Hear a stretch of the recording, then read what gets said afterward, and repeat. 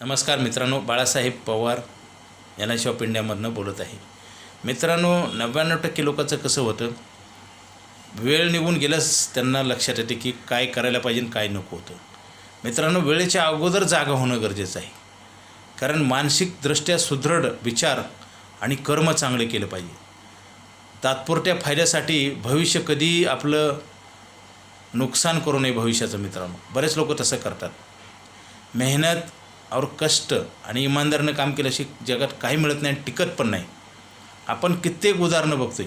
बघा, चुकीचं जर काम केलं त्याची सजा आपल्याला एकट्याला भोगावं लागते.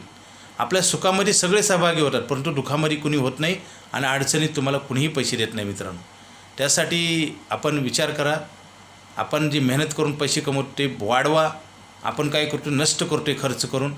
चांगला काय खर्च वाईट हे हा विषय नाही, परंतु संपतात आणि पैसे कमवायचं वय पण संपतं रोज, त्याला आपण थांबवू शकत नाही. परंतु पैसे आपण बँकेत ठेवून LIC ऑफ इंडियामध्ये ठेवून वाढवू शकतो. पैसे वाढवले पाहिजे, कारण वाढती महागाईनुसार आपल्याला पैसे. आता बघा, बऱ्याच जणांचं उत्पन्न वाढलं असतं, पगार वाढलेला असतो, व्यवसायातनं उत्पन्न वाढलं असतं, तरी पैसे कमी पडतात. कारण एकतर आपल्या जिम्मेदाऱ्या वाढतात, महागाईने वाढते आणि आपल्या गरजा पण वाढलेल्या असतात आणि त्यानुसार पैशाची कमतरता होती. आणि हे अर्निंग स्पॅनमध्ये कसं तर चाललेलं असतं. मित्रांनो, ज्यावेळेस इन्कम बंद होतं, आता इन्कम बंद होण्याचे अनेक कारणं आहेत. डिसॅबिलिटी, डेथ, डिसीज, नोकरी जाणे, मंदी येणे, अनेक नैसर्गिक, जसं कोरोना आला होता, ह्या गोष्टीनं तर उत्पन्न थांबतं. परंतु मित्रांनो, सगळ्यात एक निश्चित प्रत्येकाच्या आयुष्यामध्ये घटणारी घटना म्हणजे उतार होय, म्हातारपण. हे प्रत्येकाला चुकलेलं नाही. आणि म्हातारा तर माणूस होणार त्यावेळेस तर 100% उत्पन्न सगळ्याचं बंद होणार. त्यावेळेस कसं करणार सांगा. पूर्वीच्या लोकांना सरकारी नोकरी होत आहे, पेन्शन होती, आता तर ते पण नाही. व्यवसायामध्ये सुद्धा आपल्याला कंटिन्यू प्रॉफिट मिळेल, व्यवसाय चांगला चालेल हे कुणीही सांगू शकत नाही.